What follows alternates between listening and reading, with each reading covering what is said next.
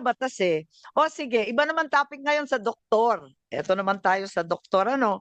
Dahil mapunta tayo sa ibang usapin, marami tayong naririnig at alam natin na may mga doktor na tumingin kay Presidente Duterte. Tignan natin. Ang balita, ang sabi, si Presidente Duterte tumaas ang blood sugar. Meron tayong nakikita dyan at ang balita, ayun, ayan, tumaas daw ng lampas ng 300 kahit may insulin shots na siya. Hindi bumababa ang kanyang sugar for diabetes management, meron siyang insulin, pero nandun pa rin sa 328 ang kanyang blood sugar. He was advised because of his acute diabetic complications na magpahinga muna. Hindi naman ako doktor, pero yung 300, talaga nakaka-alarma, di ba? Napakataas nito. Oo, bulag ka na talaga at tulog ka na ng tulog. Nakita nga natin na nakatulog siya, di ba, doon sa isang maliit na upuan. Bakit pinagpilitan pa rin ng mga otoridad na dalhin si PRRD? Tapos may stopover pa sa Dubai na napakahaba, kahit ganito yung kondisyon niya. Sino yung doktor na pumirma ng travel certification? May balita kasi na ayaw ni Colonel Dr. Donald Palma, yung cardiologist ng AFP, ang sabi daw, lahat ito daw kasi maraming nakarinig, na wag daw ipagbiyahe kasi may sakit.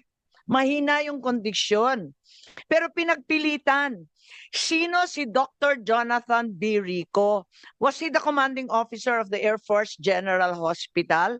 Bakit pinagpilitan na magbiyahe kahit ganun kataas? Hindi ba may Hippocratic Oath ang doktor na nagsasaad na kapag may sakit, obligasyon mong alagaan? Bakit ba nagmamadali? Hindi ba pwede mag-intay ng ilang oras para bumaba yung sugar, mabigyan ng gamot? Anong mangyayari kung pinahinga muna ng ilang oras o ilang araw para bumaba yung sugar? Nakakapagtaka. Isa pa, hindi naman niya doktor to Bakit hindi siya pinayagan na patawagin yung doktor? Di ba doctor of choice? Parang council of choice katulad ni VP Inday. Yun ang pinipili niyang abogado. Ang sabi nila, napakarami ng abogado dito. Hindi naman yun ang council of choice. Ito ring mga doktor na to, hindi naman doktor niya. Personal physician ang sabi. So lahat ito nasa military facility under the command of General Cordura. Na hanggang ngayon hindi pa rin sumisipot. Ilang beses sinabi ni VP Sara nung nakaraan, bakit yung AFP pinayagan ang PNP mag-take over ng Villamor? Sino nag-utos? So sino nagsabi kay General Cordura na si dating Pangulo ay dadalhin sa Villamor? Normal ba yan? Ordinary procedure ba yan ng PNP? Dadalhin bigla sa Villamor ang mga arestado? Hindi naman yata. Kasi plano na talagang ilipad sa Dahig. Kaya doon sa airport nilagay. Oo. Para malapit doon sa nakaparking na Gulfstream na aeroplano. Ganun ba yon? Para ready na to ship out of the Philippines. Bakit hindi dinala na lang sa PNP facility? Palibhasa PNP naman ang nag-aresto, di ba? Si General Torre, bitbitin niya sa Krame o sa ibang Kaya nga, facility. yun, sabi nga ni Torre, well planned na yun. Oo nga, Hindi yun spur of the moment. tama. Bago pa dumating si Pangulong Duterte dito, naka-ready na yung Gulfstream na aeroplano doon, naka-standby malapit sa yung facility sa Villamor, kung saan dinala si President Duterte doon. Dahil plano na talagang ilipad. Ano pa? Tama. At marami pang mga personnel ng PAF na nandun. At bakit daw dinala bigla sa VIP area?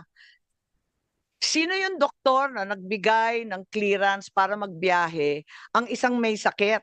Di ba AFP doctor din? So, ang ibig sabihin, yung aresto kay Presidente Duterte, military operation.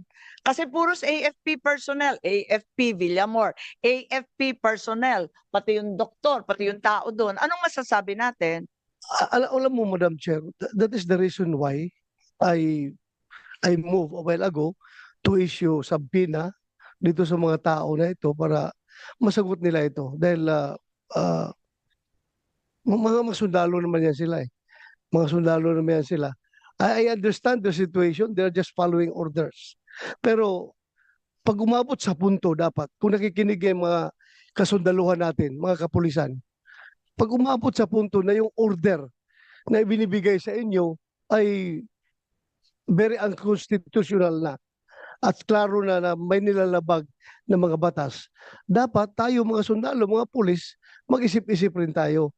Dahil ang ating oath is to serve and protect. Hindi po para mag-violate ng batas.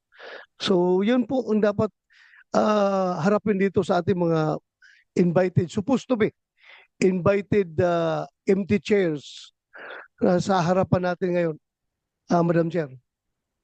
Maraming salamat at sang-ayon po ako.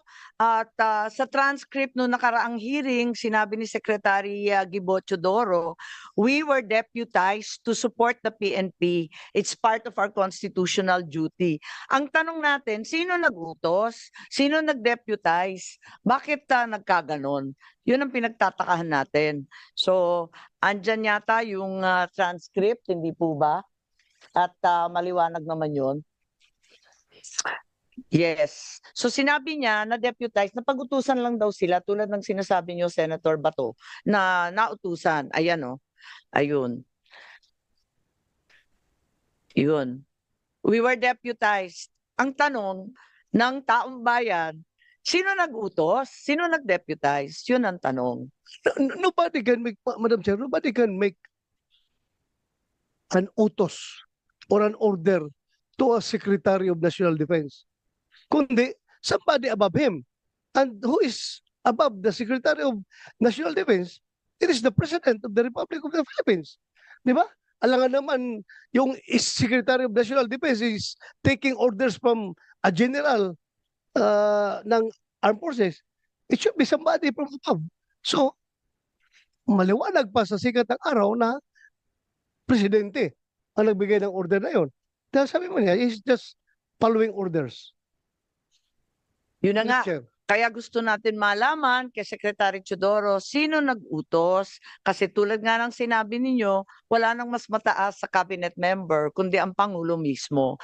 Nabanggit ni Senator Bato yung Gulf Stream at narito yung SEC para ipaliwanag at maraming nagtatanong doon sa private jet with the